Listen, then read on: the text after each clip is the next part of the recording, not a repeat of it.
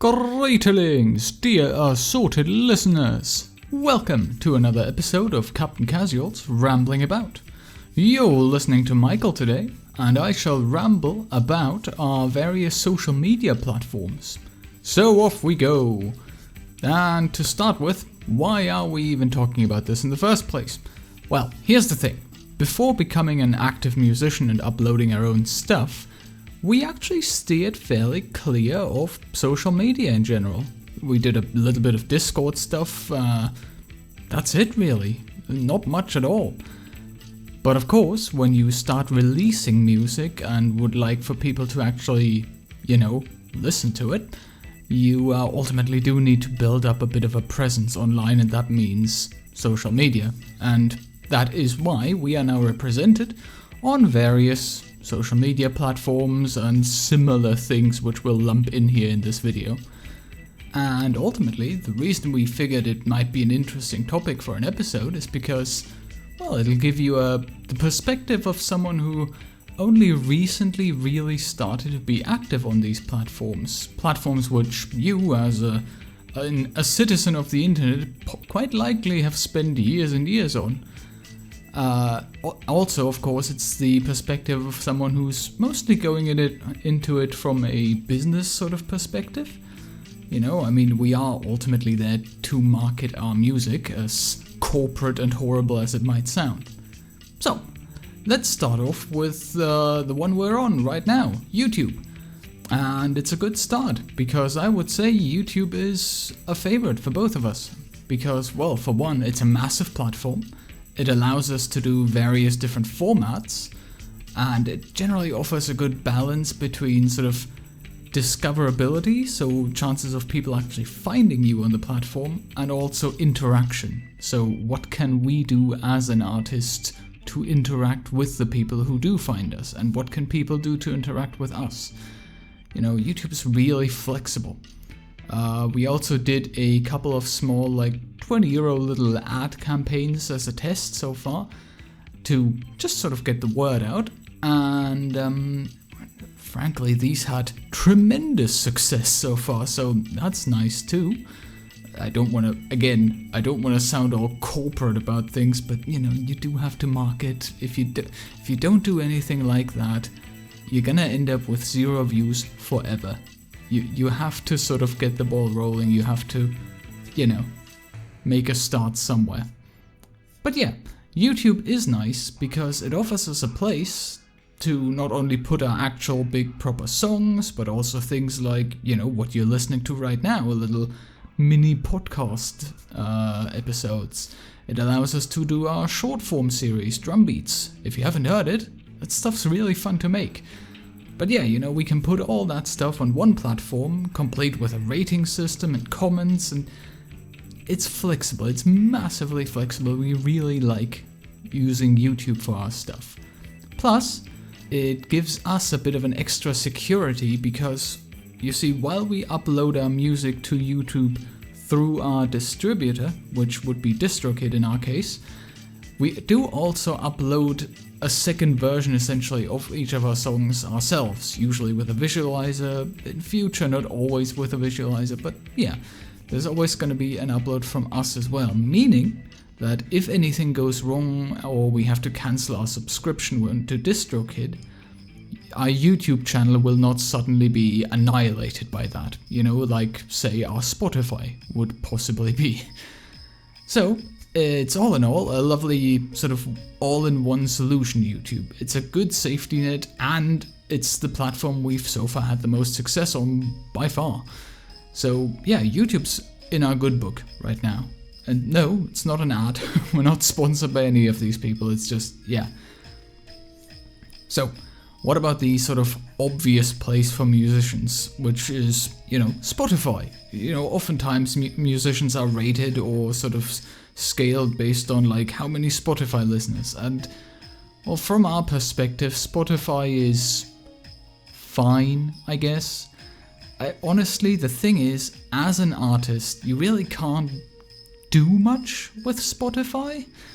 You upload your song through your distributor. You can't upload anything directly to Spotify. I mean, maybe if you're higher up in a label or something, but we can't. We're a little indie artists, we can't just do that.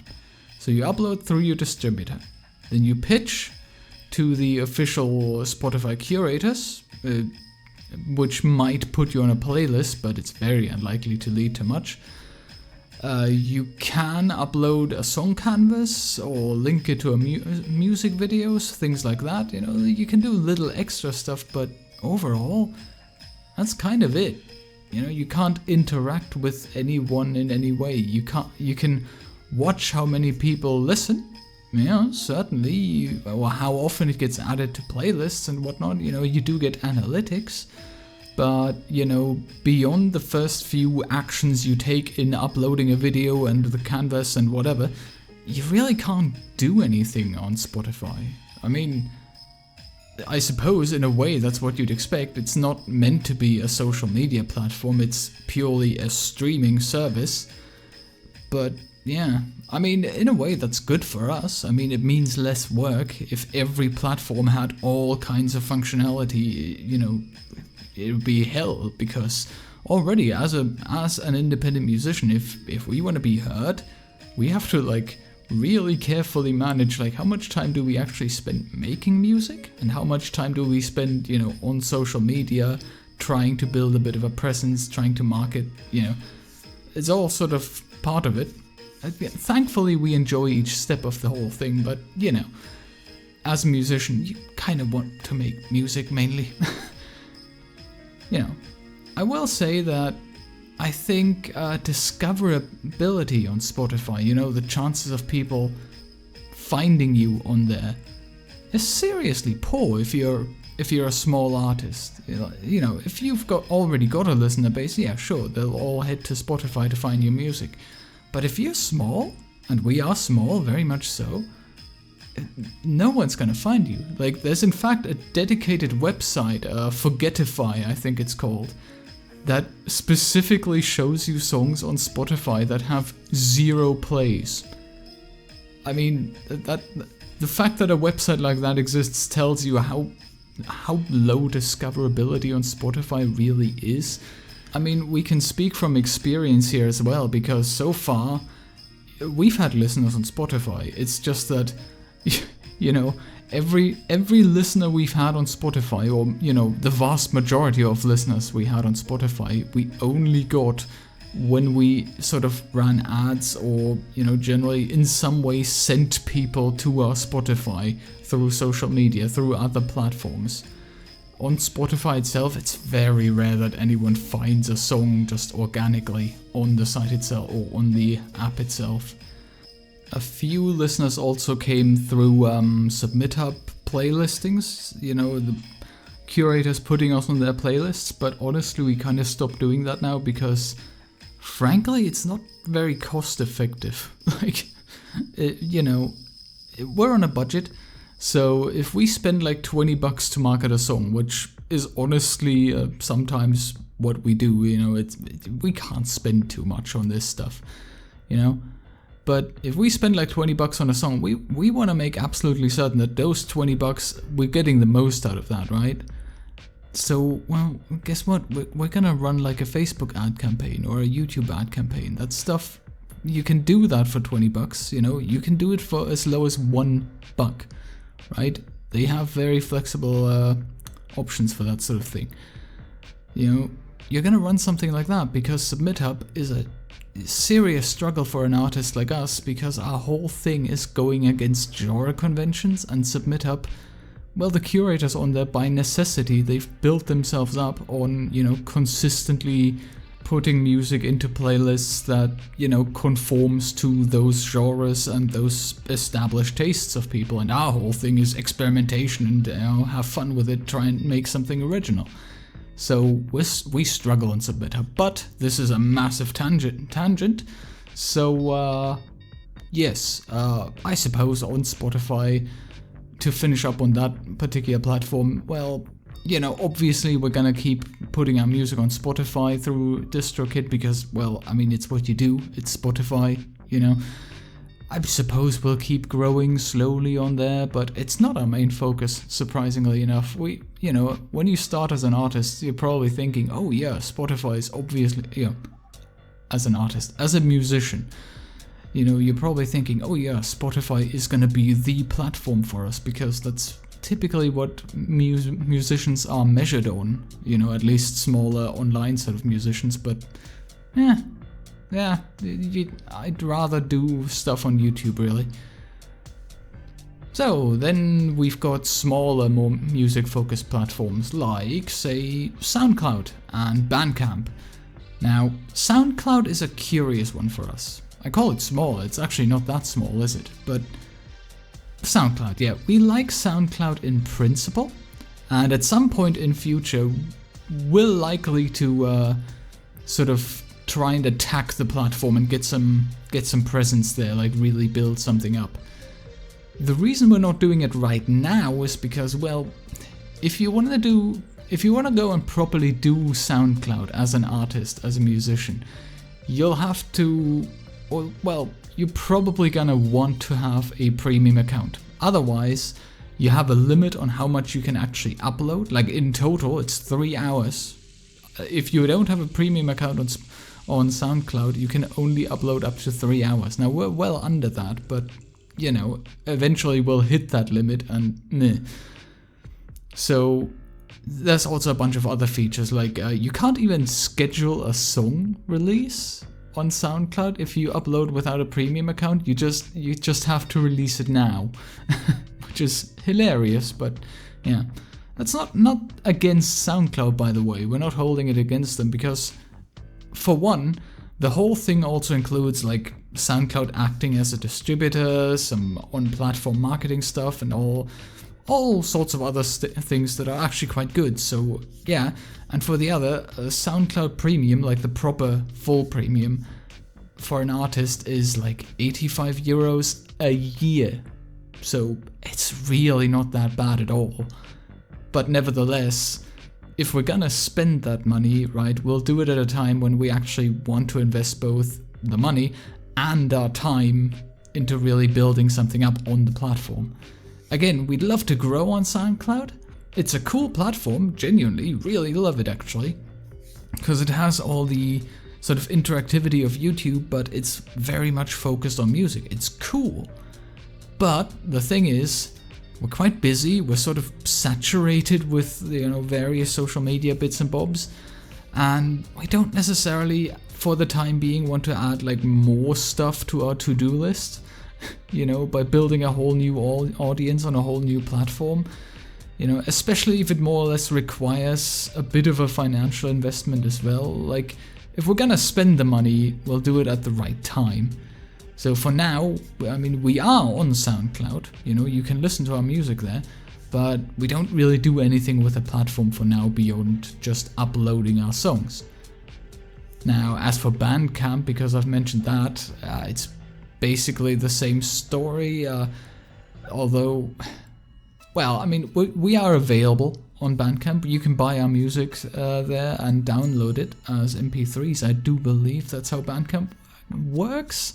I'm genuinely not quite certain, because, to be perfectly frank, we didn't even know Bandcamp existed before we started releasing our own music. It's one of those platforms that we just kind of found through our activity in the business, I suppose we could say. And it's just one of those things where it's like, oh, it costs nothing to put our music there. It costs no money, it costs us very little time to upload there, so why not? So every new song we make does end up on there. It's just, we don't really do anything much with the platform. We haven't had any sales on Bandcamp either, so I guess you get out of it what you put into it. There's one more place we're sort of represented on for now, and you might have heard of it. It's this little site called TikTok. Yeah, specifically, before you hate us, the only thing we've got on there right now is specifically our short series Drum Beats, right? That can be found on there, but, to be completely honest, we are not sure we want to stay on TikTok because, well, for one thing, we never use TikTok as a consumer, but in the process of actually creating an account and uploading a handful of things, we got a hint of what the user experience is like, and, well, frankly, it's just as bad as people say.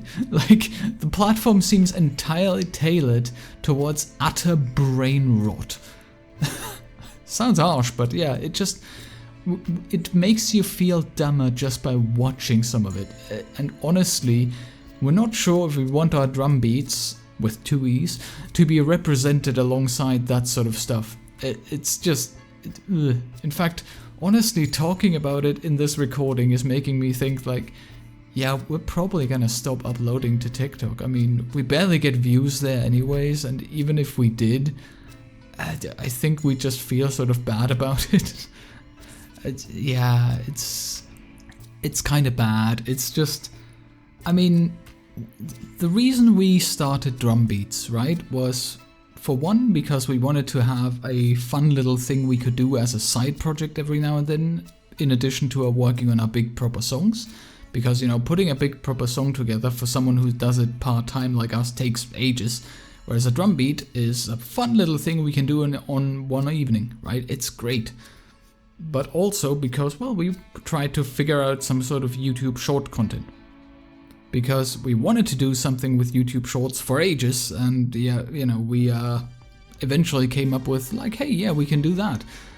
But when you then have short form videos, well, I call them videos, short form sound bites actually is the word, isn't it? When you have short form sound bites like that in your hand, it's like, well, I mean, the obvious place to put that sort of stuff is TikTok, isn't it? And so you go to TikTok and you upload your music there, your shorts, but again, every time we upload something, even though we're basically getting no views on there, you know, we are putting content on the site, doing our tiniest part in driving traffic, and thus we are contributing to the goldfishification of the human brain. Yeah, I honestly think I've just talked us both out of TikTok, just recording this. But then, moving on, we do have the more proper social media sites, the ones that are more typically defined as social media. Let's start with the biggest one, Facebook. Now, if you are a very modern person, or a very young person, or both, you might now be scratching your head because Facebook isn't exactly the cool kid on the block anymore. You know, it's almost up there with MySpace, except it really isn't, right? Like, Facebook is still the biggest platform out there. It's huge. And even if you argue that half of the accounts on there are bots, it's still huge. You know, it's an enormous platform, and that's why you kind of want to be on there. I mean, we don't have much interest in Facebook as a consumer, but seriously, if you want to get the word out about your music, your art, your business, anything of the sort, it's a good place to be represented. It's sort of like the online version of the Yellow Pages, except I'm almost certain that the Yellow Pages does have some kind of online representation, but you know, maybe they're on Facebook as it happens. But yeah, that's why we've been sort of slowly growing an audience there. Partially because it's a good place to let people know when, you know, we've got a release coming up, and partially because posting a bit of text every now and then, just something simple and small, is just kind of comfortable, right? It's one of those little things you can do to sort of tell yourself that, yeah, you know what, we've done a little something. You know, if you're having one of those days where you just can't be bothered to properly get to work on anything, you know, it happens. Ooh, also, we do post our drum beats as reels on Facebook and Instagram as well, so it's a good secondary platform for that, unlike TikTok. Speaking of Instagram as well, we are in fact represented on there, but to be honest, beyond posting drum beats as reels, we don't do much on it. We know it's a more cool and modern platform, but simply put, well, it's focused around images, and we don't have many of those to share. You know, We have a barely used cheapo phone with a terrible camera, a decent tablet with a terrible camera, and an ancient webcam, which is a terrible camera. So even if we wanted to share tons of pictures, they'd all be rubbish. You know, same reason we stopped showing our face on Rambling About after a few episodes, because, well, frankly, we'd rather have you looking at a basic little background we've done ourselves in our basic little art style than, you know, crappy webcam footage. That's just meh. That's less professional, I think, than what we've got going on right now. So yeah, Instagram. We'll share on there if we have a picture of interest, but yeah, it's pretty rare for us. In fact, you're more likely on there to find a picture we've taken in a video game whenever we have time for that than actually finding a picture of us with an instrument or something, honestly. Yeah. Oh, then there's X, or Twitter. Yes, we're there too. One of the first things we had to do with it was to turn notifications off because it was showering us in depressing, heavily political content that did its absolute best to erode our last remnants of faith in this species. Yay! Though yeah, I will say Twitter has some uses as a platform because, you know, I mean, you probably know this, but it's like Facebook in the sense that, yeah, you can get the word out about new releases, but of course, compared to Facebook, it's really casual and loose, almost sort of sloppy. I mean, it's not like Facebook is enforcing impeccably professional business standards, right? But on X, it really feels like you can just do whatever. Again, there's lots of politics, and I mean, politics was a serious and professional sort of topic around 20 years ago. I mean, modern politics is more like blind drunk and really fanatic football hooligans shouting over each other and occasionally headbutting one another. And frankly, the less we hear about that sort of thing on a daily basis, the better. Beyond that, there's also Reddit, which we don't use for anything music related. We might mention it here and there, but Reddit is the only platform we actually use as a consumer, like privately. I mean, you can go there and see our posts right now, we're not bothered by that. It's just, you know, we actually like Reddit. We mostly hang around Tulpamancy and Plural communities, and we do lurk in a couple of Warhammer 40k channels. But yeah, we do like the structure of Reddit. It's the only one we actually use as a private customer, so to speak. But yes, dear listeners, I think that should do for today's ramblings. We do hope that today's show was interesting for you, maybe even interesting enough to have a closer look at those like and subscribe buttons. That would be most kind. Also, check out all of our music and follow the many socials we've talked about in this episode if you'd like. And leave a comment letting us know just how much you appreciate our transparency about this sort of business-related stuff, or just how much you despise us for running ads. Either way, it does feed the algorithm, you know. Not that that'll help, the algorithm is completely random most of the time, but hey. But that's enough from us. Till next time, dear listeners, stay safe and have a good one.